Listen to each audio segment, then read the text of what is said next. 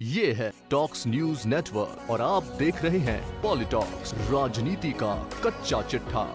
बिहार की राजनीति के भीष्म पितामह तुल्य शरद यादव की जदयू में वापसी की चर्चा बहुत तेज है। हालांकि ढलती उम्र के साथ शरद यादव का वो जनाधार बिहार की राजनीति में नहीं रहा, लेकिन जेपी आंदोलन से उपजे नीतीश कुमार और शरद यादव की केमिस्ट्री कृष्ण और अर्जुन से कम नहीं है। शरद यादव हाल में स्वस्थ होकर अस्पताल से घर लौटे हैं, लेकिन महागठबंधन में होने के बावजूद न तो राजद और न ही कांग्रेस का कोई नेता उनके हालचाल जानने पहुंचा।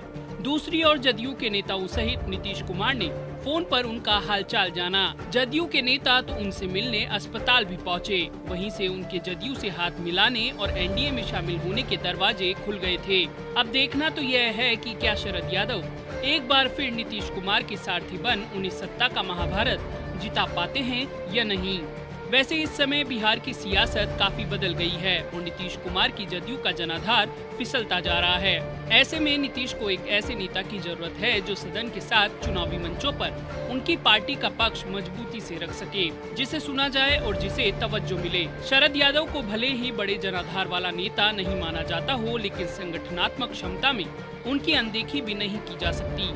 राजनीति में उनका अनुभव किसी भी लिहाज से नीतीश और लालू से कमतर नहीं है। अगर शरद जदयू में आते हैं तो इससे बड़ा फायदा भले ना मिले, लेकिन कोई नुकसान भी नहीं होने वाला। वैसे दोनों ही नेताओं की अपनी अपनी मजबूरियां हैं।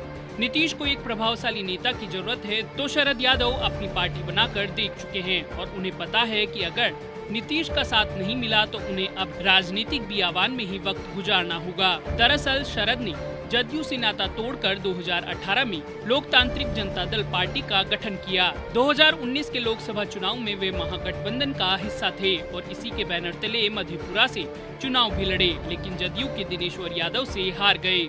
अब बिहार के नए सियासी घटनाक्रम और बदली हुई परिस्थितियों में शरद यादव के हवाले एक बड़ी जमात के वोटरों को आकर्षित करने की कवायद जरूर होगी। ऐसा इसलिए भी कि सत्ता पक्ष किसी भी सूरत में महागठबंधन को ध्वस्त कर देना चाहता है। मांझी कमोबेश इसी समझ के तहत साथ आए हैं। वहीं शरद यादव और नीतीश कुमार की मुस्लिम यादव वोट बैंक पर राजनीति का बिहार में कोई तोड़ नहीं है। बात करें शरद यादव के राजनीतिक अनुभव की तो नीतीश और शरद की जोड़ी लालू यादव को लेकर ही बनती बिगड़ती रही। 1990 में जब बिहार विधानसभा चुनाव हुए, उन्होंने नीतीश के साथ मिलकर गोलबंदी की और लालू को विधायक दल का नेता चुन लिया गया और लालू सत्ता की गद्दी पर सवार हो गए।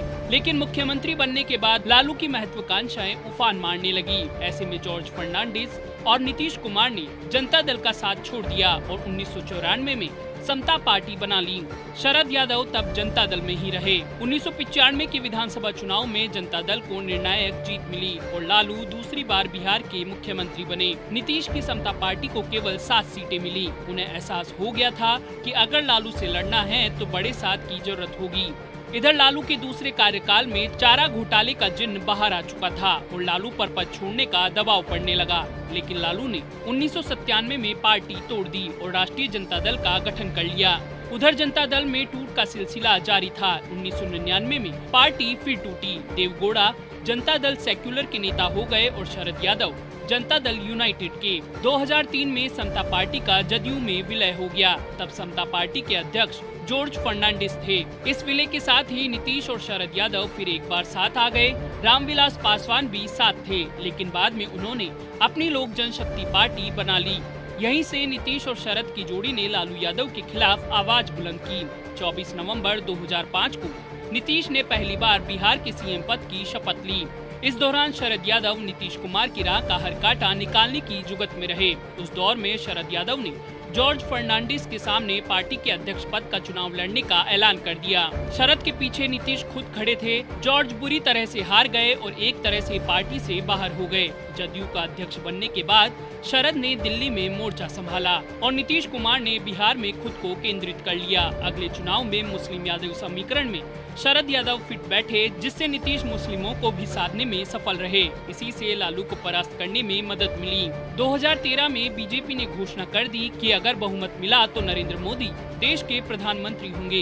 ये बात नीतीश को खटक गई और उन्होंने ऐलान कर दिया कि जदयू एनडीए से अलग हो रही है। ऐसे में शरद ने एक बार फिर दिल्ली में मोर्चा संभाला और अपनी बात बात रखी कि हम सेक्युलरिज्म से कोई समझौता नहीं कर सकते। एक तरह से देखा जाए तो उन्होंने नीतीश की कही हर बात का न केवल समर्थन किया, साथ ही बचाव भी किया।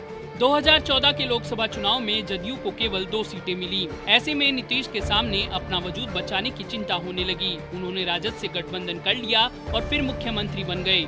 शरद यहाँ भी सूत्रधार के रूप में रहे। 2015 के चुनाव के बाद नीतीश और राजद ने मिलकर सरकार बनाई, लेकिन 2017 में भ्रष्टाचार के मुद्दे पर उन्होंने राजद का साथ छोड़ दिया और बीजेपी के सहयोग से सरकार बचा ली।